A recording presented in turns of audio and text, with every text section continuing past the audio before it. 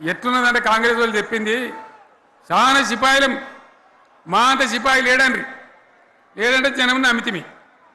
ఆశపడ్డాం కదా నమ్మి బోల్తా పడ్డాం కదా గల్లంత అయినాం కదా ఒక ఊళ్ళే మొలక నాట్లేసే టైం వస్తే అలుకుడు చేస్తాను బట్టలుతాను మొలకకు అలుకుడు చేస్తాం కదా తుకాలు పోయేమా పెద్ద మొగోడని ఒకరిని పిలిచిరట మొగోడని మొలకాల్చడానికి పిలిస్తే ఎలుక పిల్లని చూసి ఎల్లెంకర పడ్డాడు ఇక మా అంత సిపాయిలు లేరు మేము తెచ్చే ఇస్తాం 6 సందమామలు పెడతాం 7 సూర్యులు పెడతాం అని నమ్మబలికి ప్రజలను దగా చేసి మంచిగున్న తెలంగాణ నాగం పట్టించి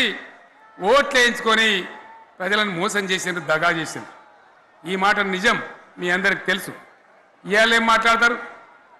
మాకు మమ్మల్ని ఎవరు నమ్ముతలేడు మాకు అప్పు ఉడతలేదు యాడికెళ్ళి తెచ్చియాలి అని ఇప్పుడు మాట్లాడుతున్నాం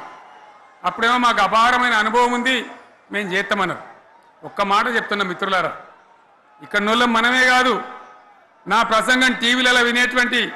కోటాను కోట్ల మందికి కూడా నేను మనవి చేస్తా ఉన్నా ఇంత మోసం ఉంటుందా ఇంత దగా ఉంటుందా ఓట్లయితే రాని అవతల పడదామని ముచ్చట్నా ఎంతవరకు ఇది కరెక్టు తెలంగాణ ఎంత మంచిగా పోయేది